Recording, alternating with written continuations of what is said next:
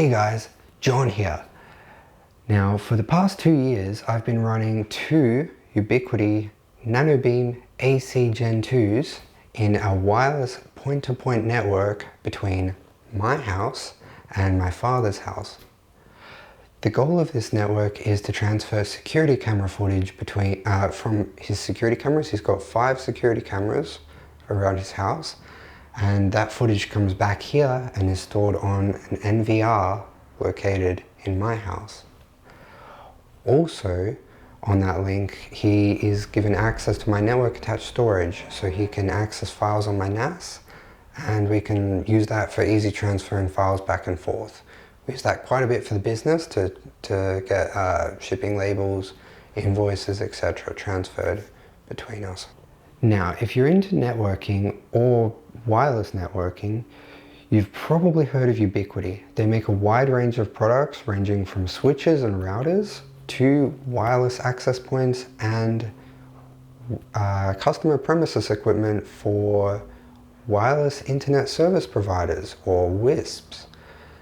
This product I'm reviewing, the NanoBeam AC Gen 2, this is intended to be used as a customer premises equipment, CPE, for a wireless internet service provider.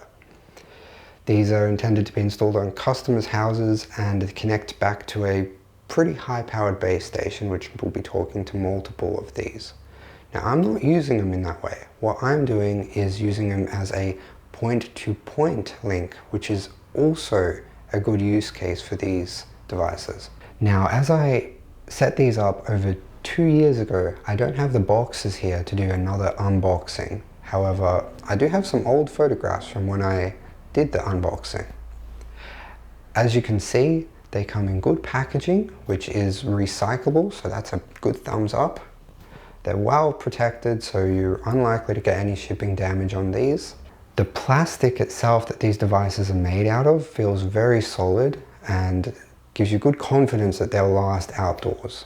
They are made of UV treated plastic, so they are designed to be put in direct sunlight, and they are weather sealed so they can take rain. Now with this kind of device, I recommend setting it up before you go deploying it, because when you've got them both in the same room side by side, it's much easier to set everything up and troubleshoot rather than when they're on the roofs or wherever they're going to end up being. The setup process for these is quite straightforward. It comes included with a management radio, which is intended for your phone to connect to, and you can use the Ubiquiti app to configure these devices from your smartphone directly. You can also do that through a web interface. When you put these on your network, they'll come with a default IP, and you can just type that IP into the web browser and get the web GUI up and configure them directly from there. The setup process is quite straightforward. You're unlikely to run into any trouble, and if you've done it before, you'll really have these up and running in 2 or 3 minutes. But your first time, it always takes a bit longer, maybe 10 minutes tops. The web interface for the NanoBeam AC Gen 2 is quite good. It comes packed with lots of features for troubleshooting any connectivity and also finding the best frequencies. Now, this is the main page you'll get when you log in. This unit is obviously has already been set up for a long time. You get an immediate throughput connection. Now, these things were connected over 600 megabit, but right now I've just got it set to 40 megahertz because the CPU itself inside the unit is a limiting factor. I can throw it at 80 megahertz, it'll get a 640 megabit link, but you can't make use of that speed, unfortunately. One of the big downsides of this NanoBeam AC Gen 2 is they come with a very anemic CPU. Now, when you're doing large bandwidth file transfers or internet usage, whatever, between the units, the CPU usage will peg at 100%, and the maximum throughput you'll end up getting is approximately 150 megabits. Now it can go up a bit, like I see 150 because I'm running 5 security cameras over the network at the same time. Now, running 5 security cameras, it's not that much bandwidth usage. It's using approximately in the range of 10 megabit roughly a bit less than 10 megabit. When I run a speed test on iPerf, I get 150 megabits. Now you're probably going to get in the range of 150 to 180 if you're not running 5 security cameras on them. Now going through some of the information presented on the screen, when you first look at this, you're probably not going to have a solid idea of what's going on. There's some basic stuff you can work out, like, okay, this right here is probably the frequency it's using, 5,165 megahertz. Now on the signal strength, this, as far as I can tell, is to do with the actual rotation of the units relative to each other. So if these bars are not near the end aligned, you'll want to try rotating the actual dish until they are reasonably well aligned. Now, the rotation of these dishes does make a big difference for the signal strength. So if you do have a weak signal, they have a little level included on top of the actual dish itself. And if you use that at both ends to help get a level, then that will help your signal quite a bit. Going down here, you can see the local RX data rate. You'll want to make sure this is generally at the max. If you get a weaker signal, this is going to start dropping down, but if you've got a good strong signal, you should be seeing this in the 8x range. You've got some statistics here on the current throughput, showing the capacity and the current throughput and the latency. This is good for real time. You can see usage. Now going down here, you'll see memory usage, which is generally not something to worry about too much. This is not the most customizable device, so like the memory usage is going to stay fixed between the 50 and 75% range, I find. And here, one of the key weaknesses is this CPU usage. As I mentioned, it's quite easy for this to get pegged at 100%, and when you hit 100%, there is not much you can do about it. It's just going to pretty much be bottlenecking the bandwidth.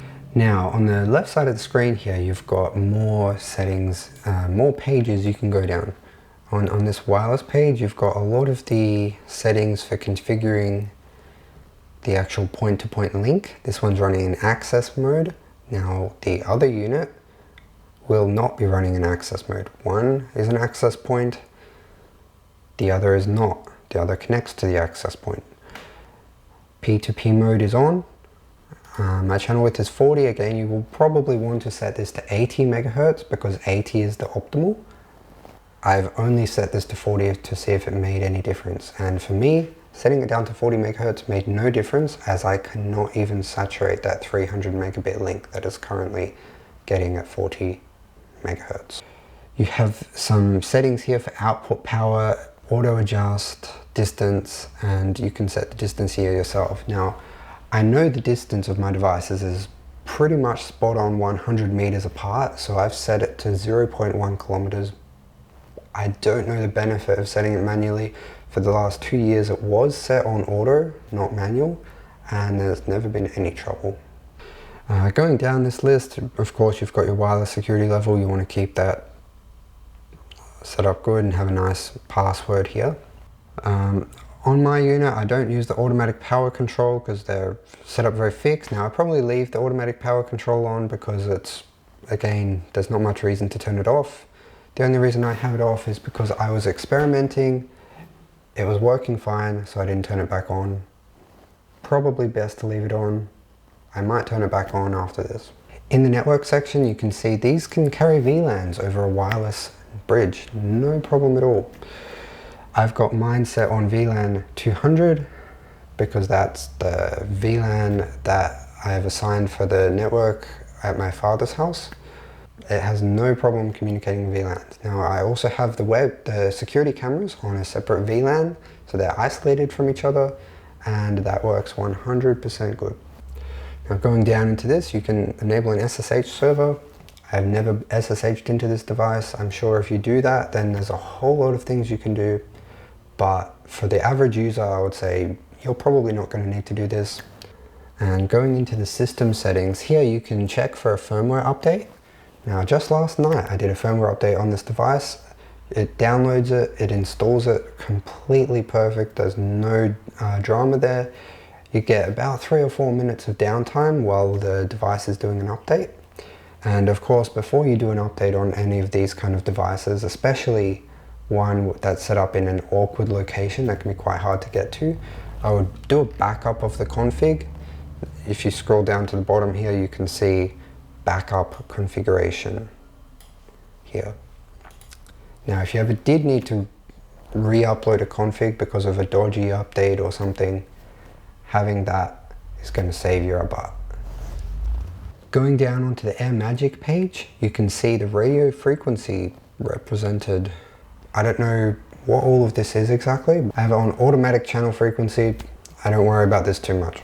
Now going down onto this bottom one, you've got a few options from here. You've got quite a few things you can do for alignment.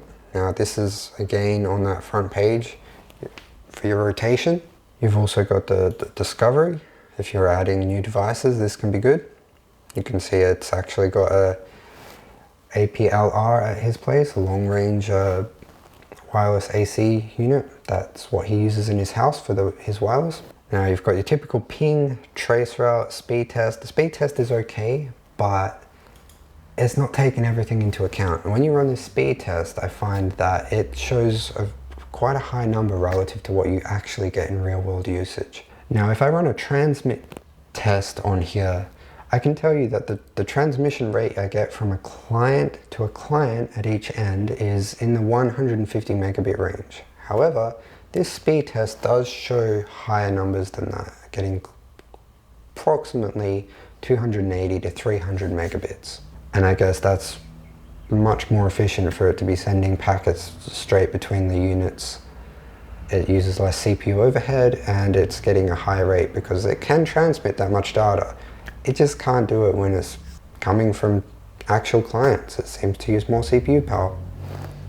So here we go. You can see that doing a transmission rate test here, I get 217 with 293 peak. If I set that up to 80 megahertz bandwidth on the channel width, I do get higher, but I don't see the benefits in real world. And that covers the bulk of the web interface. Now, this device does have a router mode, and that could be useful hypothetically in the case of using it as a customer premises equipment or CPE for a WISP, but I've never experimented in that mode. Also, there is an advanced configuration mode for setting up VLANs very specifically, only allowing certain VLANs through, etc. If you want to do that, you can. However, if you use a simple mode, all VLAN traffic will just pass through with the VLAN tags intact. Now, for installing these devices physically, they come included with a little hose clamp, which you can use for mounting it to a pole. And the connector itself that connects the dish to the pole is it's like a little ball joint. You can rotate the device any way you want on that ball, and then you do up the clamp and it holds it in the position quite well. The device can't rotate after you've done it up tightly. I really like the way they've made that, as I feel it's quite an ingenious way to do that, to solve that simple problem of how do you point it in any direction you want. For installation on my own house, I put it on a big long metal pole on my roof. It's going up approximately 2 meters above my roof. This works out great, and what happened was my father helped me make up the metal pole, because obviously attaching a metal pole to the side of your house, I'm not too sure on how to do that. So he welded up a couple of metal straps onto the pole, and then we screwed that into the house, and it's real secure and nice, and it certainly gives us confidence it'll last no matter how strong the winds get. Now for his house, it was quite a bit easier. When I went onto the roof of his house, I could see, because it's only 100 meters away, it was still visible from my house. I could see that it was really good line of sight, even without going too high. So what I did on his house was I just attached the unit directly on the side of his TV aerial, and immediately got 100% good reception, no problem, no interference with his TV signal, and It's fantastic. Now, one thing I wouldn't recommend doing that I did was I did use indoor rated cable to run to these units. However, I wrapped it really well with some outdoor rated kind of a tape, like an insulation tape. And this tape is really strong. So the outer layer is well protected. I've got cable ties around it. It's a bit dodgy doing it that way, but hey, they're pretty easy to get to if there's any trouble in the future. It's on my own house and it's 100 meters away from me on the second unit, so I can replace them. But if I was doing this for any customer or in any professional situation, I would not use indoor rated cable here. Absolutely 100% use proper UV treated outdoor cable. Now, one thing I don't like about these units is they come with a proprietary 24 volt PoE injector. And this can't run with a standard 48 volt 802.3 AF PoE power source. This is a bit inconvenient because if that power adapter dies in the future, it makes it harder to find a replacement. And it also means that if you have a PoE switch already, unless it's a Ubiquiti one, which will support the 24 volt, then you cannot run it from the switch's PoE port. You will need to use the PoE injector. Wrapping up my thoughts on this product, I feel it's really overall a great product so long as you don't need to be pushing high throughput and as long as you don't mind having that PoE injector. The installation is well thought out on the product and it really does feel like a device that will last for years set up in any location, in any weather conditions. Here in Australia, I've been running mine in where it can get over 40 degrees sun, all the way down to just sub-zero temperatures in winter. And there's never been any problems, even on a hot day. Great connection. I really do wish that they had put a more powerful CPU on this device, as it's pretty clear that the radio can communicate at quite a high throughput. However, the anemic CPU leaves a lot to be desired there. It just simply can't keep up with the data being moved through it. The software and the web interface feel first class and the setup process is really well thought out. There's not really anything that's going to catch you out during this. If you want to transfer VLANs over it, then also they have you covered there. Setting it up on a management VLAN is just a simple option. Put in your number, works. Installation with the ball mount and the included hose clamp makes it very easy to put this device in pretty much anywhere, any location. As long as you can mount a metal pole somewhere, easy to install.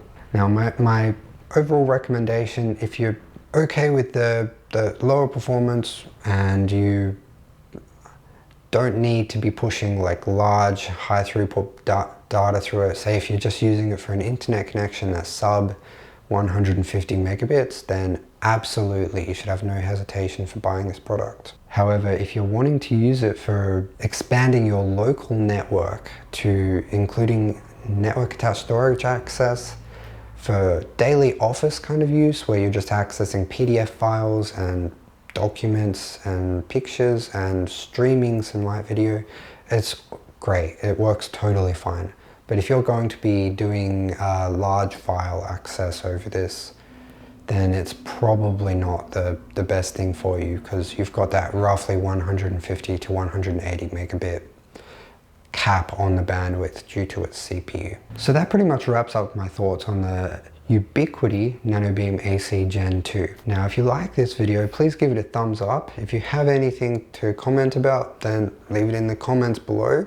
And if you want to see more videos like this in the future, please subscribe. I'm going to be uploading pretty regularly. I'm going to be doing some videos on more networking related stuff. Also, I'm going to be doing some more videos on servers and also retro computers, as I've got an old computer here you can see in frame, and also some Raspberry Pi related stuff. If you like that stuff, then give me a sub. Okay, that's it. Thanks for watching. Bye.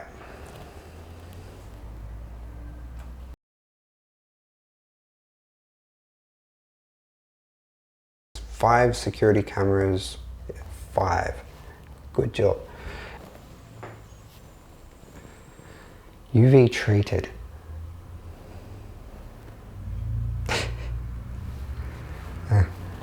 Now, one thing I don't like about these units is they come with a proprietary. Now, one thing I don't like about these units is they come with a